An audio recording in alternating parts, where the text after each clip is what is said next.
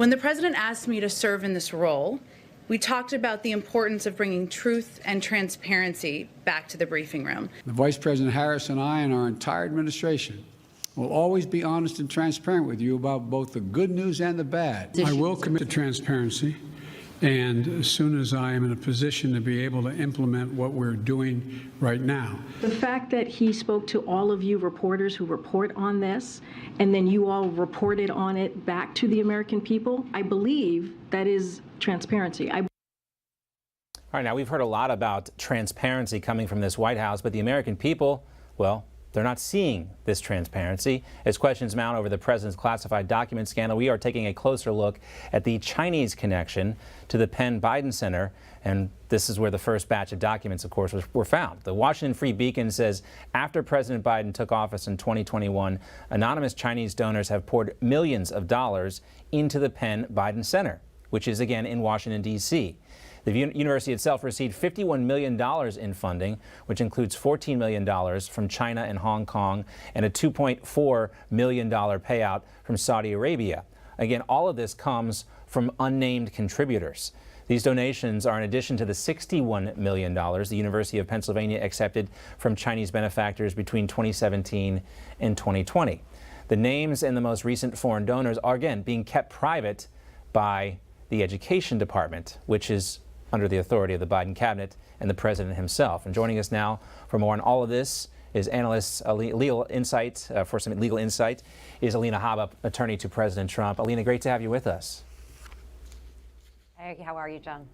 I'm doing well. You know, and I imagine as an attorney, you would love to have some of the, I guess, tolerances that have been given to President Biden's attorneys.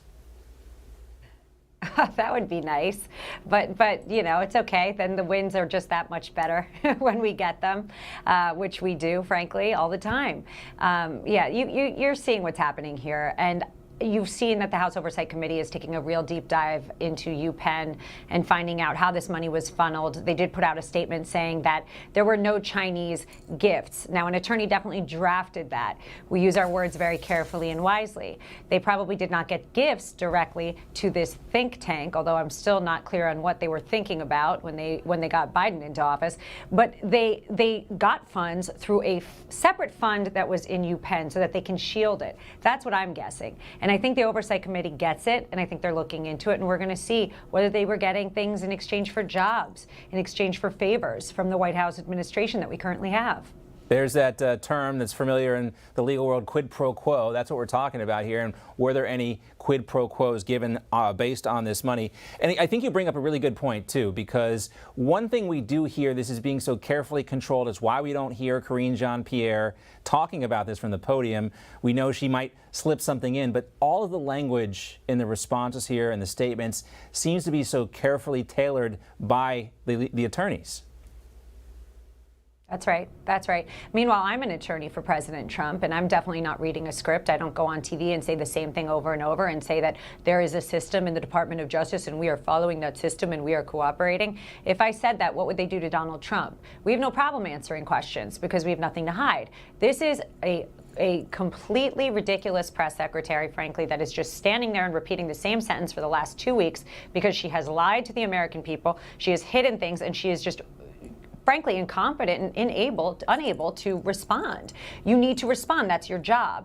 So she needs to respond, most importantly, as to why we were told when the press leaked it, not when the Biden transparent administration told us first. That's not how this went down. So that's, again, a misstatement. And obviously, too, President Biden's attorneys are not allowing him to talk about this. He's said in the past, I'll talk about this when I can, again, hinting that someone's controlling when and where he's able to speak. But he missed another opportunity today to give some transparency to the American public, flying on his way out to California, as we saw President Trump do so many times, stopping at the rope line and take questions from reporters, when I'm sure many people, including Hogan Gidley in the press office, wished he had not done so.